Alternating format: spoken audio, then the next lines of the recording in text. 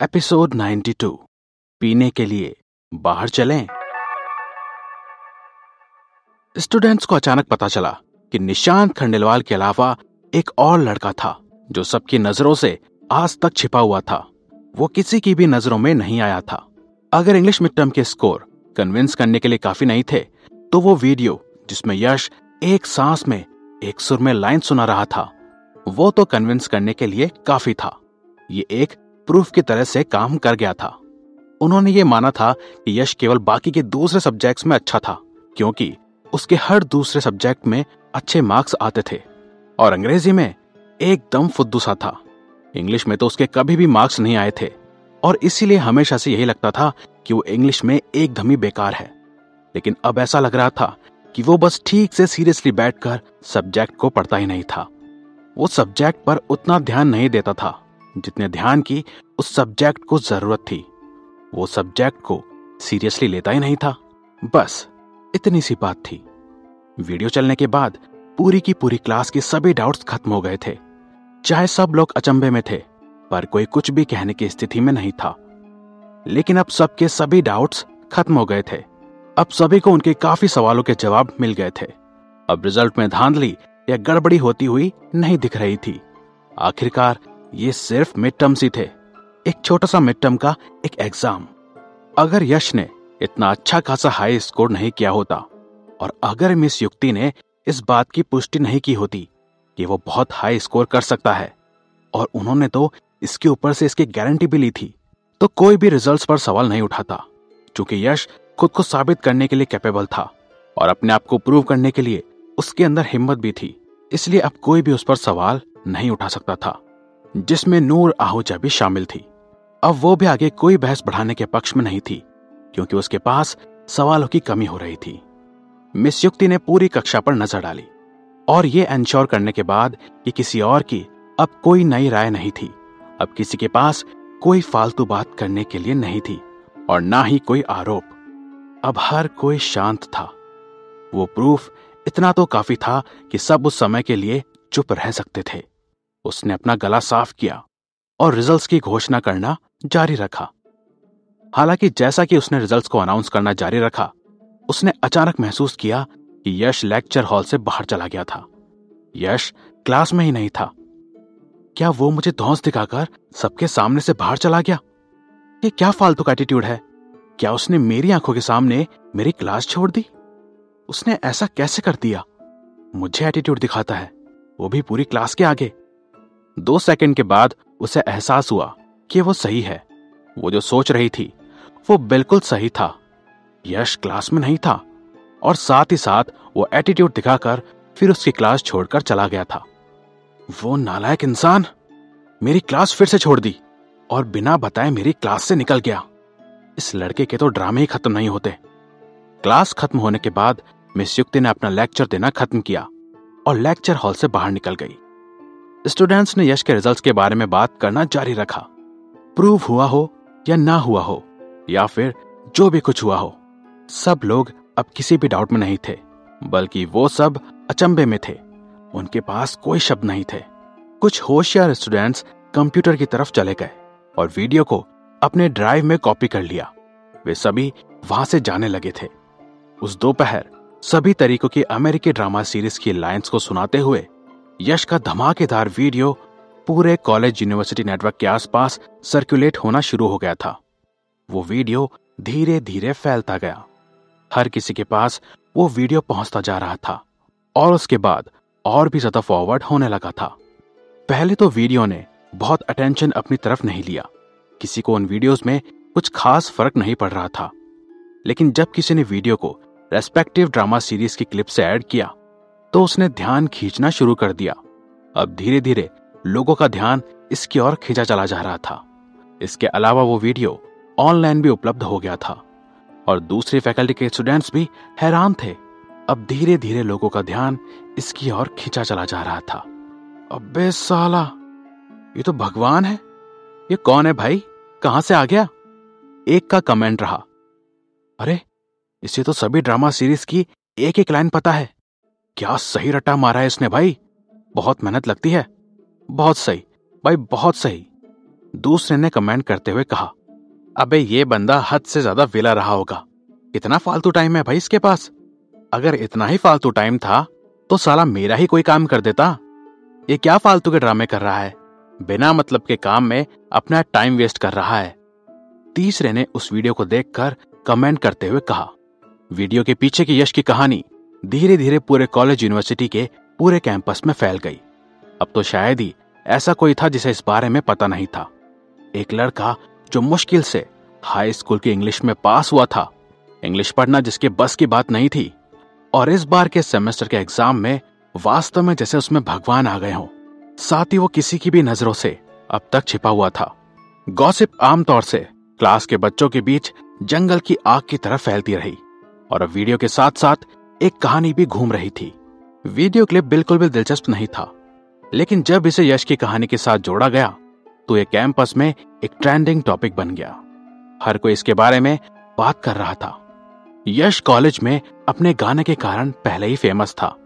उसने जब दिल्ली है दीवानों की दिल्ली गाना गाया था तो वो पहले ही कॉलेज में मशहूर हो चुका था, पर अब लोग उसे 2 कारणों से जान रहे थे, और फिर अंत में वीडियो फेमस हो ही गया, वायरल हो गया। वीडियो पूरे कॉलेज कैंपस में दोपहर तक फैल गया, और रात में यश की कहानी और 2 वीडियो पूरे कॉलेज में सबसे हॉटेस्ट टॉपिक बन गए। दिलचस्प बात यह रही कि यश को घर पहुंचने के बाद भी ये पता नहीं था कि वो कॉलेज में फेमस हो चुका है। उसे इस बात का कोई आइडिया नहीं था। कल रात इतनी कड़ी मेहनत करने के बाद और नींद की कमी ने उसे टेंस कर दिया। वो उसी पल जब वो विला में वापस आया तो वो एकदम बर्फ की तरह बेड पर ढह गया, एकदम गिर ही गया बेड पर, और एक मरे हुए आदमी की तरह सो गया। रात को 11 बजे उसकी नींद खुली। पहली चीज जो उसने महसूस की थी कि उसका व्हाट्सएप और हाइक मैसेंजर मैसेजेस से एकदम भर गया था। मैसेजेस का एक अंबार सा लगा हुआ था। उनके अपने क्लासमेट्स ने मुश्किल से शायद ही उसे कुछ भेजा था। इसके बजाय ये दूसरे क्लास और कोर्सेस या फिर और यहां तक के दूसरी फैकल्टी के चित परिचित चेहरों से जिनको वो जानता था, उन्होंने यश को मैसेज किया था और उसे रातों रात फेमस होने के लिए कॉन्ग्रेचुलेट किया। भाई तुम कमाल हो, एकदम ही गजब के, तुम्हारा नाम तो वर्ल्ड रिकॉर्ड में होना चाहिए। वीडियो देखने के बाद हुए असर से उसके एक दोस्त का मैसेज यही था। यहां तक कि निशांत खंडेलवाल ने उसे मैसेज किया, तो क्या तुम भी मुझसे झूठ बोल रहे थे? अगर मैंने वो वायरल वीडियो नहीं देखा होता तो मुझे तो कभी पता ही नहीं चलता कि तुम्हारी इंग्लिश इतनी अच्छी है, क्योंकि तुमने अपनी पिछली कमजोरी पर भी आखिरकार काम किया था। क्या तुम टॉप पोजीशन के लिए मुझसे कंपटीशन करने की कोशिश कर रहे हो? निशांत ने यश से पूछा। यश को पता नहीं था कि कैसे जवाब दिया जाए। उसको समझ ही नहीं आ रहा था कि उसे इस बारे में कैसे जवाब देना चाहिए। निशांत खंडेलवाल ने बहुत पढ़ाई कर ली होगी, इसलिए शायद उसका दिमाग ठीक से काम नहीं कर रहा है। वो शायद इसीलिए थोड़ा अपसेंट माइंड होकर मैसेज कर रहा था। हमारी तो फैकल्टीज भी अलग अलग हैं, तो हम भला किस चीज का कंपटीशन करेंगे? क्या तुम अपना कोर्स बदलने जा रहे हो? क्या समझूं मैं इससे? यश ने उत्साह में होने के बावजूद निशांत खंडेलवाल को रिप्लाई नहीं दिया। उसने चैट विंडो में बहुत से मैसेजेस को पढ़ा और महसूस किया कि सभी मैसेजेस ज्यादातर चुटकुले, प्रशंसा और बधाई नोट थे। हालांकि उनमें से एक ऐसा मैसेज भी था जो बाकी के सब मैसेजेस से अलग था। ये जन्नत जिहानी थी। वो मैसेज जन्नत जिहानी ने भेजे थे। ये एक्ट्रेस मुझे आधी रात को मैसेजेस क्यों भेज रही है? क्या दिक्कत आ रही है इसको? अब क्या चाहिए इसे मुझसे? और मुझे अब क्या सुनना होगा? पागल औरत, कहीं फिर से कोई अपना दुखड़ा तो रोने नहीं आ रही? यश ने व्हाट्सएप पर मैसेज चेक किया। वो हैरान था कि जन्नत जिहानी उससे एक एहसान मांग रही थी। उसने उससे मदद मांगने के लिए मैसेज किया था। मैं बेंगलोर में हूं, मेरे साथ ड्रिंक करने चलोगे प्लीज? वो क्लूलेस था कि उसे क्या जवाब दे और कैसे जवाब दे। क्या वो एक एक्ट्रेस के रूप में अपनी पहचान भूल गई है, या फिर वो मुझे अपनी पहचान बताने का प्लान कर रही है? आखिर क्या बात है? यश ने ध्यान से सोचा कि क्या जवाब दिया जाए। जरूर, कहां पे? बताओ कहां आना है? मैं अभी निकल जाता हूं और फिर हम मिलते हैं, क्या कहती हो? 1 मिनट से भी कम समय के बाद जन्नत जिहानी ने अपने गोरे गोरे हाथ की एक तस्वीर भेजी, जिसमें उसने रेड वाइन से भरा हुआ गिलास पकड़ा हुआ था। यहाँ व्हाट्सएप पर, यहीं पर आ जाओ, यहीं शुरू करते हैं। हाँ, ओ हेलो, ये क्या ड्रामा है? ये पागल औरत, ये हिली हुई है क्या? एक आध स्क्रू हिले हुए दिखते हैं इसके। मुझे लगा सच में ड्रिंक के लिए बाहर जाना है। यश ने उठकर अपने कमरे में देखा। उसके आसपास एक भी गिलास नहीं था, इसलिए वो बाथरूम की ओर चला गया और कप उठा लिया, जिसमें उसने अपने टूथब्रश को एक फोटो खींचने के लिए रखा था। बधाई हो, कॉन्ग्रेचुलेशंस। अब मैं भी तुम्हारी तरह पागल हो गया हूं। मुझे भी यही लगता है कि अब मेरे सर पे भी तुम्हारी तरह पागलपंती चढ़ गई है। बधाई हो जी, बधाई हो। जन्नत जिहानी ने यश को एक हंसने वाला स्टिकर भेजा और कहा, तुम वास्तव में मजाकिया हो, रियली वेरी वेरी फनी। यश ने बेबसी से मुस्कुराते हुए कहा, अरे मैंने तो तुमसे ही सीखा है, सब तुम्हारी ही तो देन है, तुम हो ही कमाल की। जन्नत जिहानी ने इस बार तुरंत से जवाब नहीं दिया, लेकिन 2 मिनट के बाद उसने कहा, मैं सच में बैंगलोर वापस नहीं आना चाहती, मेरा बिल्कुल भी मन नहीं है। यश ने टाइप किया, क्यों? ऐसा क्यों कह रही हो? ऐसा क्या हो गया है? इस शहर ने ऐसा क्या कर दिया है तुम्हारे साथ? जन्नत जिहानी ने उत्तर दिया, क्योंकि मुझे उस कलीग के साथ काम करना पड़ता है जिससे मुझे बार बार जेलसी होती रहती है, और मैं इस बार मना नहीं कर सकती। मेरे पुराने सुपीरियर इस इवेंट में एक स्पॉन्सर के रूप में शामिल हुए और वो अपनी कंपनी के टैलेंट को बढ़ावा देने के लिए इस इवेंट का यूज करना चाहते हैं, और इसीलिए हमें पर्सनल रूप से अपना सपोर्ट दिखाने के लिए मजबूर होना पड़ता है। यश के उसके बारे में सोचा कि वो क्या कह रही है। वो आमतौर पर अस्पष्ट तरीके से बात करती थी और उसकी बात को समझने के लिए कुछ सुराग छोड़ती थी।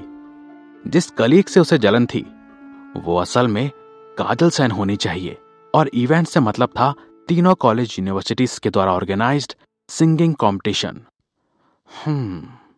ऐसा लगता है कि इस कंपटीशन के बारे में कुछ गड़बड़ है, कुछ तो है जो सही नहीं है। यदि वास्तव में कुछ गड़बड़ था तो कहीं ना कहीं से कुछ तो जरूर उजागर होगा।